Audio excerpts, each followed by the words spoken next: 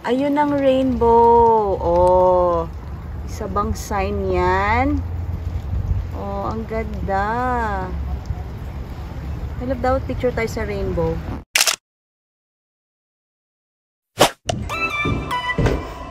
Hi guys! Welcome to Jill in Can.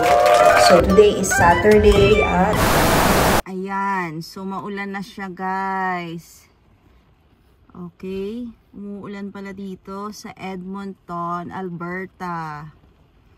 Yan, so kaya ngayon, instead na nasa park tayo, ay dito tayo sa loob ng kotse. At hindi pa malamig.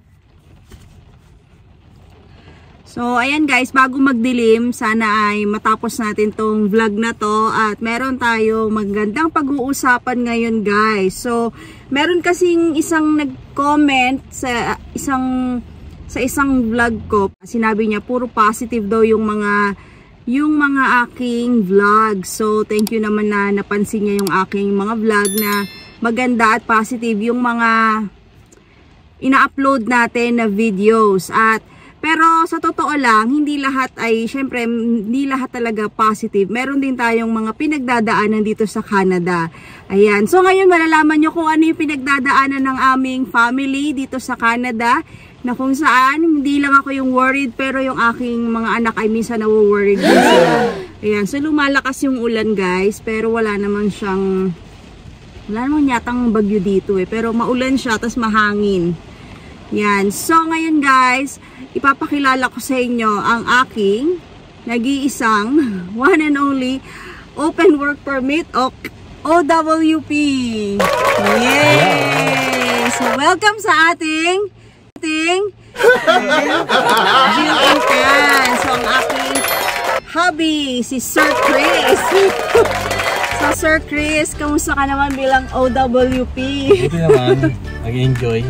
Okay, so nag-e-enjoy. So ka nag-e-enjoy? Sa bahay. Sa bahay.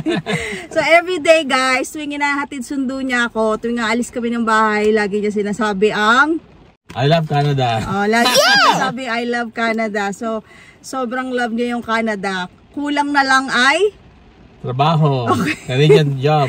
Okay, so kulang na lang guys ay Canadian job. So well, fortunately no, nakahanap naman ako ng trabaho dito as part-time. Pero syempre, ang ating OWP bilang mga international student, yung ating partner, yung OWP, sila yung talagang baback up sa atin in terms of financial dahil nga tayo ay nag-aaral tapos part-time lang yung kaya nating gawing work since nag-aaral nga tayo tapos may family pa.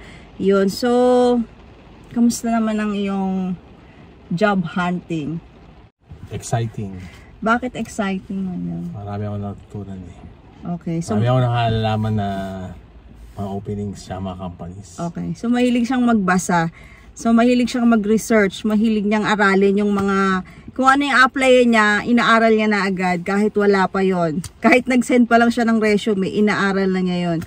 Yan. So, kailan ba dumating sila, no? So, dahil nga, kung napanood niyo yung mga previous vlogs namin, dumating kami dito, nauna ako, April, 8 months. So, 8 months na ako dito guys, sa Canada, at sila naman ay 7 months. So, after 1 month, dumating na sila, kasama ng siya at mga anak namin, no, kasama siya. At, so, nung pagdating niya, ay hindi pa siya agad naghanap ng trabaho. So, bakit hindi ka agad naghanap ng trabaho? Nais ko ng mga papers, katulad ng mga SIN number natin, mga Alberta Health Card, pati yung driver's license, yung pinaka-importante. Okay. Makapasa sa driving dito at magkaroon ng driver's license. Okay. And so paghahanda rin kay Celestia. Okay. Pag-work kay Celestia para mapunta rito. Yan. So, kung mababalikan nyo guys yung aming mga previous vlogs din, ang isa sa mga naging struggle or challenge namin is yung bunso namin, yung 4 years old or 3 years old pa lang siya noon, ay naiwan siya sa Philippines. So, after a month, dumating sila pero hindi kasama yung aking baby. So, balikan nyo na lang po guys yung mga pangyayari na yon. Kaya, kay Celestia, so hindi muna siya naghanap ng work dahil inaasikaso namin na makarating agad siya dito. So, dumating naman si Celestia by December. Sinundo ko siya guys. At so December na yon. So kailan ka nag-start maghanap ng trabaho? January. Okay, January. Wala nang tapos na yung lahat ng mga holidays. Okay, so lahat ng mga tapos na yung mga holidays. Nandito na si Celestia. Nandito na si Celestia, kumpleto na kami. Tapos meron na siyang driver's license dahil medyo madugo din yung pag-aaral ng driving. Tama ba? Tama. So from January, April na ngayon. Kamusta naman ang paghahanap mo ng trabaho? Exciting nga eh. Exciting. Naka 400 na yata. Sinenda na resume. Okay. So, parang konti pa yata yung nasenda ng application. Nasa 400 pa lang. 1,000 dapat yata. Okay. So, dapat 1,000. Yan. So, nananawagan po kami guys sa mga employers.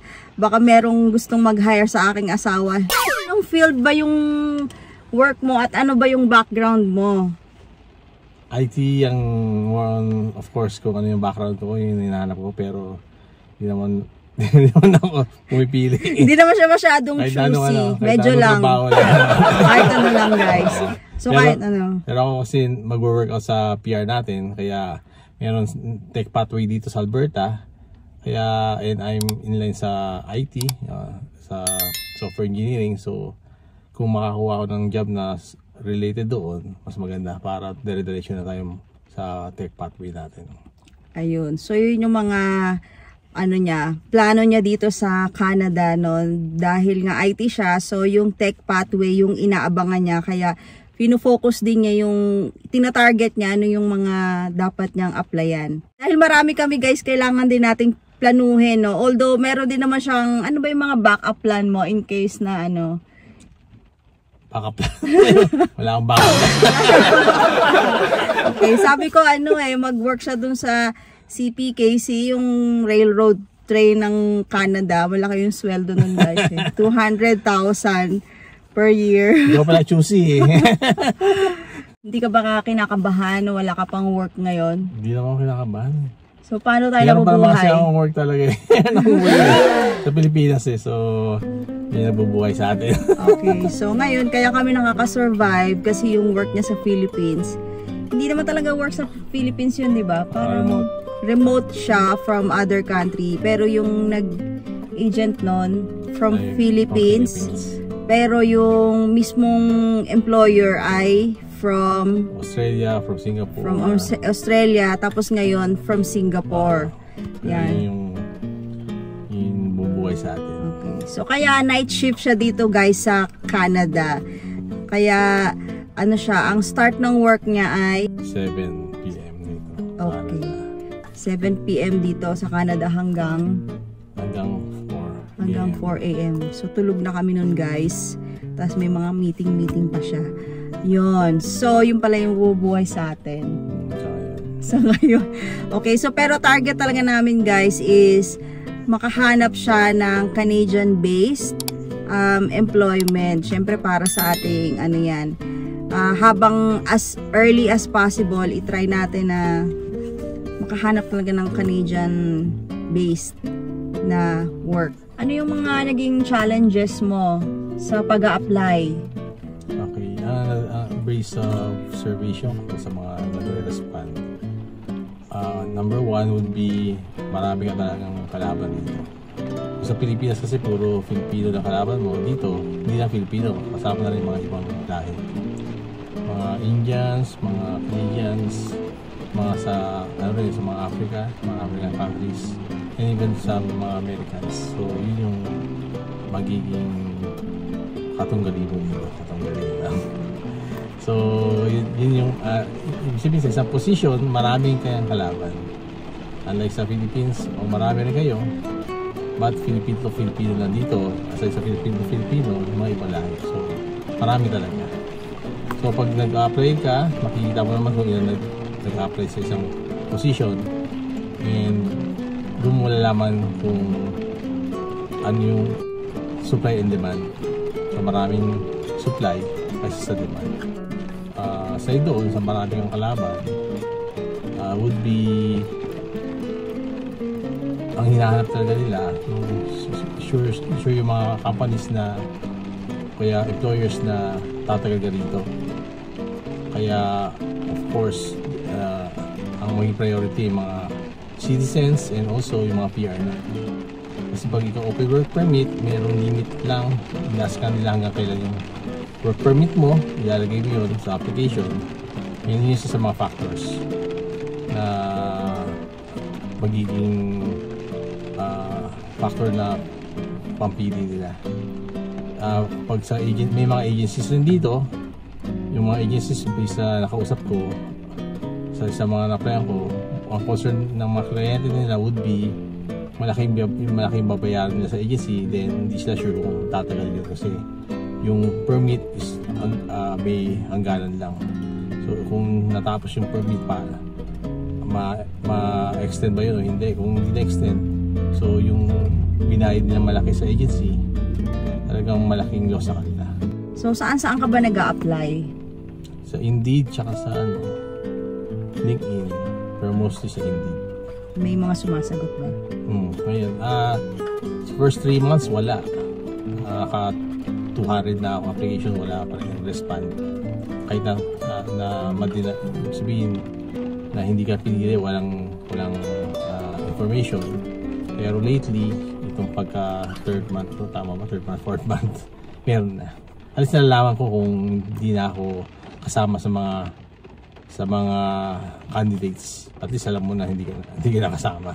And meron naman mga iba rin na nagre-respond na for interview or nag-ask ng additional na mga questions regarding sa skill set tsaka background, of course. Okay.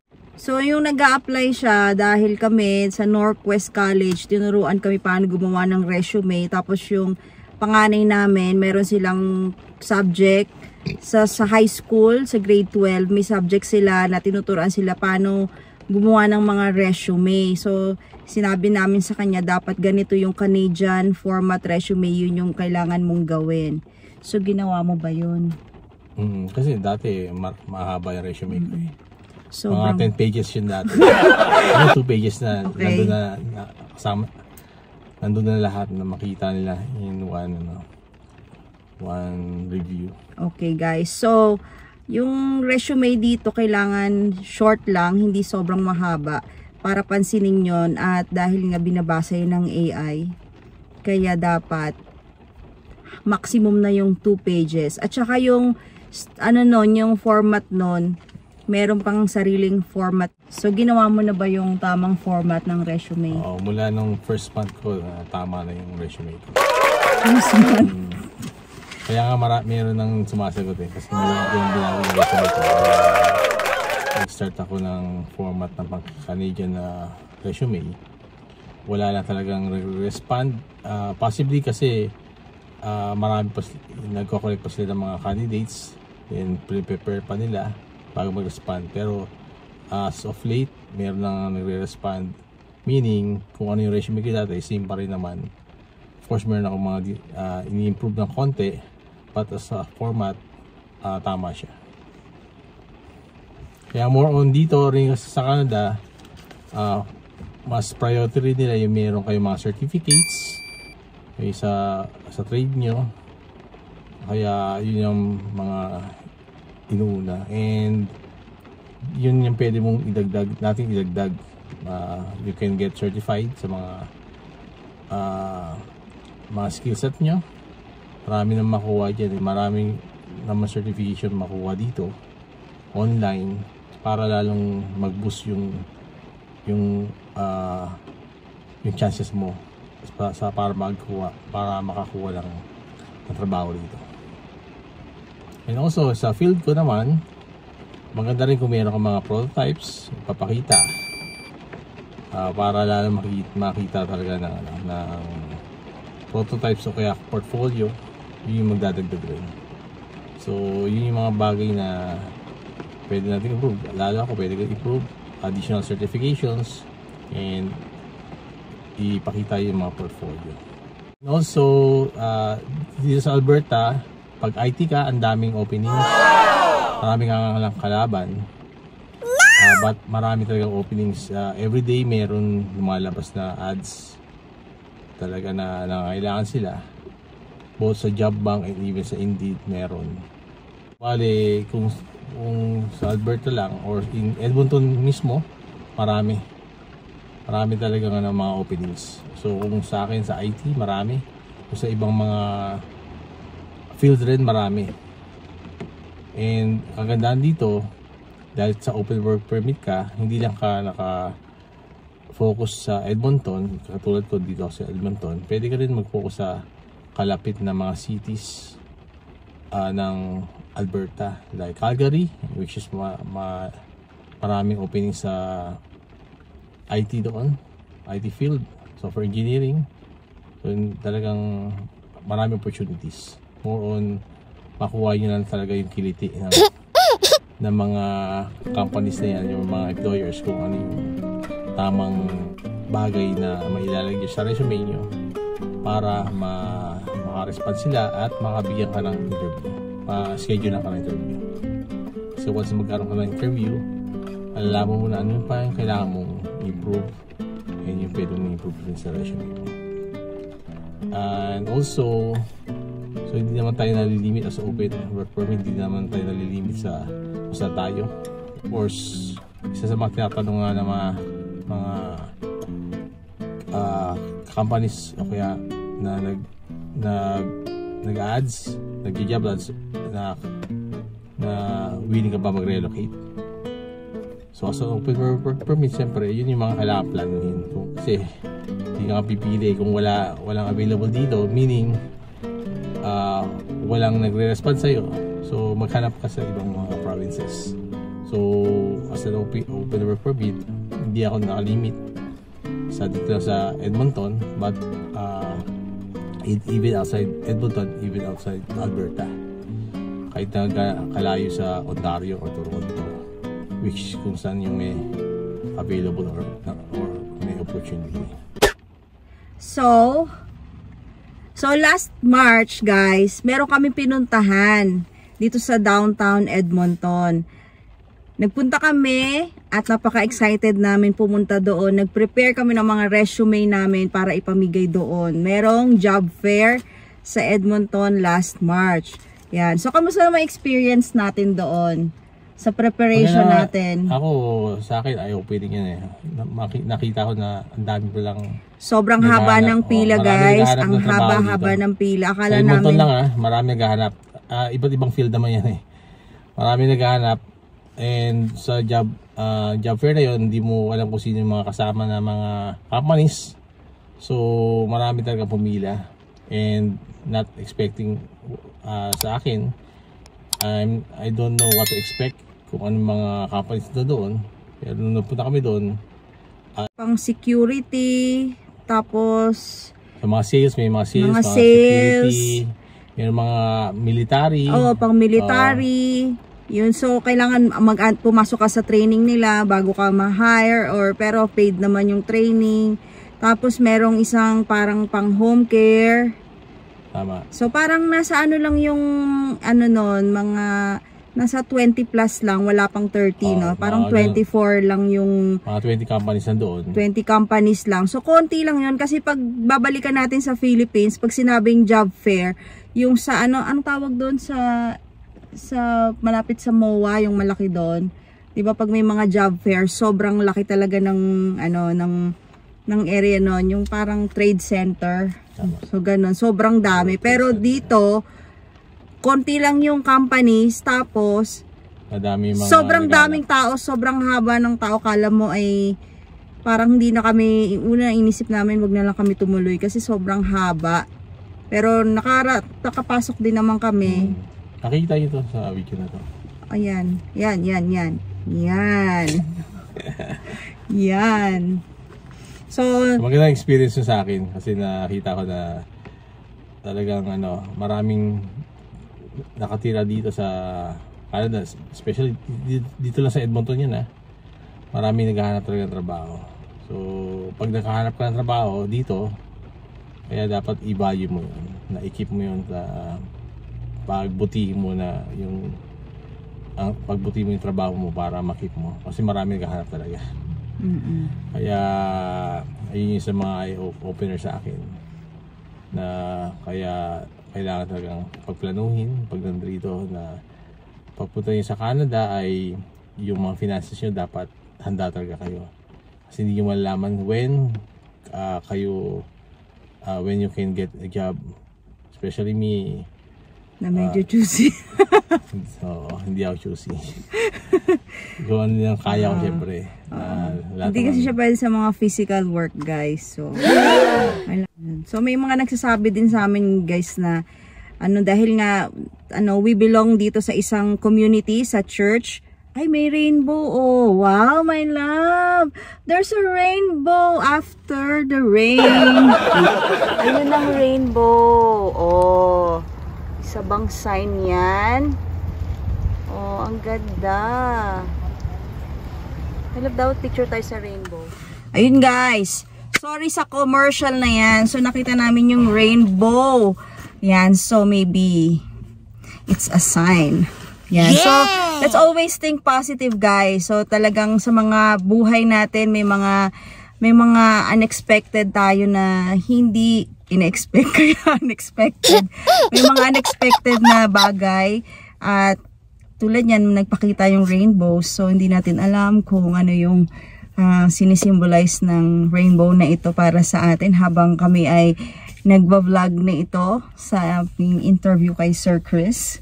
Okay, so kanina nga guys, sinasabi ko ay we belong in a community sa church namin dito at marami kaming mga parang ang church namin is lahat kami Filipino, pinagsama-sama lahat ng Filipino dito at sinasabi nga sa amin na para makahanap ka ng work, kailangan mo daw ng mga kakilala or mga referral. Yan. So, sa tingin mo, tama rin ba yun?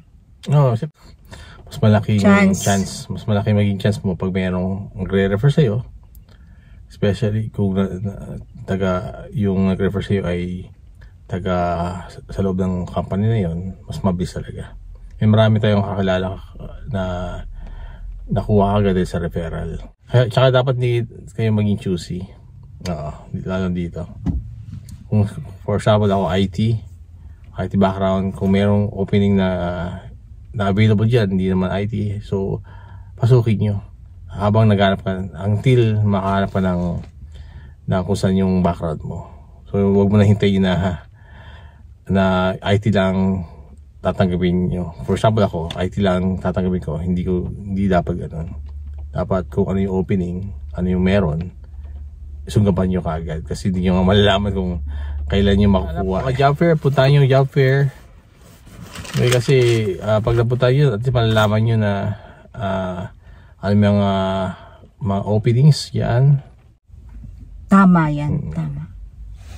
And think positive palagi. Yeah. Think positive. Kung mas mahirap pang nakapunta din sa Canada kaysa maghanap, isipin nyo ano yung pinaghirapan nyo para makapunta kayo dito. So yung job hunting, meaning nalagpasan nyo na yung mas malaking hump para makapunta din sa Canada. Yung job hunting, isang hump rin yan. Mas manageable maghanap ng trabaho. Mas mahirap kaya makapunta sa Canada kaysa maghanap ng trabaho. Kailangan mo lang talaga ng tiyaga. At tiyaga, patience. Tiyaga, parang naman yung patience. Kailangan mo lang talaga na patience. Oo, at tiyagang nilaga. Pag walang tiyaga, walang nilaga.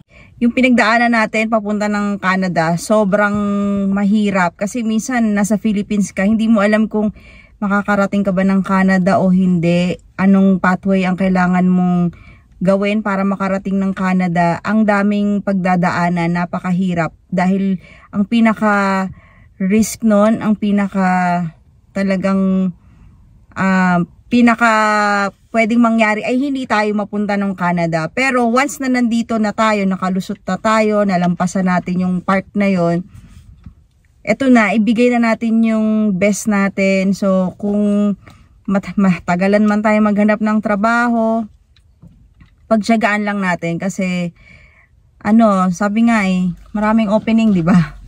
Maraming opening. Kailangan mo lang ng patience talaga.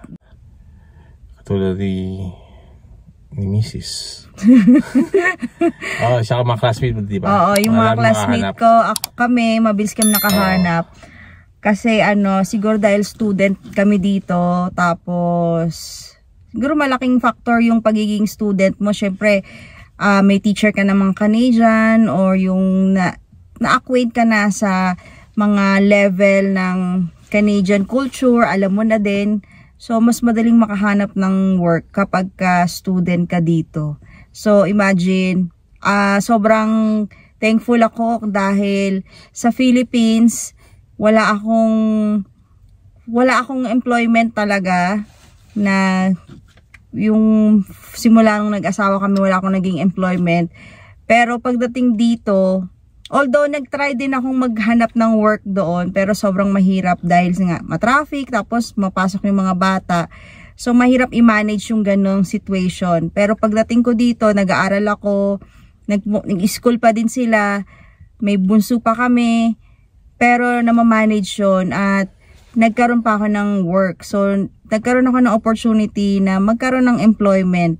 No? So, siguro dahil nga, dahil student ako dito at yun. So, kaya, hindi ko in-expect na makakahanap agad ako ng work dahil sa background ko. But since hindi nga sila tumitingin dito sa background mo, kung anong age mo na, kung ilan yung anak mo, mahirap bang i-manage yan, hindi nila pinoproblema yung mga personal mong problems. Basta para sa kanila, gawin mo yung work, ibibigay sa'yo yung work na yun. Yun. So, yun. Tama. Kasi based nga sa experience natin, konti lang yung in-apply mo pero maraming nag-respond. Hindi ako guys umabot ng 400 applications. Parang nasa 20 lang. Oo, konti lang kasi sinisingit ko lang yung pag-a-apply habang meron akong mga homework, may school, ganyan. Pero ikaw din, busy ka din siya kasi meron naman siyang work from home. Kaya sinisingit lang din niya yung pag-a-apply niya. Pero nung January, yun yung talagang full blast na job hunting. So, may last words ka ba para sa ating mga viewers ngayon na nanonood? So, mabibigyan mo ba sila ng pag-asa ng paghahanap ng trabaho? Oo. Pag-asa madali. Lagi naman tayo may hope eh. Diba? Kung nalagpasan natin na sa hirap ng na maka-approve ka rito sa Canada, nalagpasan mo yun at pakiyayang paghahanap ng trabaho. So guys, thank you sa lahat ng sa mga nanood ngayong vlog na ito at yan, nakamusta natin ang ating OWP at ang kanyang mga pag-asa sa buhay. So lagi tayong keep our hopes high. Nandito na tayo kaya ituloy na natin to. Iwag nating i-give up yung laban. Nag-umpisa pa lang naman to guys eh. So wala pa kaming 1 year, 8 months pa lang kami dito kaya yan, so may mga pinagdadaanan tayong lahat but we need to maging strong tayo as a family, maging united tayo, yan. Para, alam nyo, bibigay naman sa atin kung ano yung mga para sa atin. Kung para sa atin talaga yan. So, kagandaan nga rito eh, kasamang pamilya mo eh. Na sa mga challenges, kasamang pamilya nyo yung kagandaan dito. Yan guys. So, comment down below kung ano yung mga experience nyo din dito sa pagja-job hunting, ano yung mga pinagdaanan nyo, kung madali ba, mahirap ba, kung ilang months kayo nakahanap ng work, at baka meron naman kayong ma-refer na job para dito.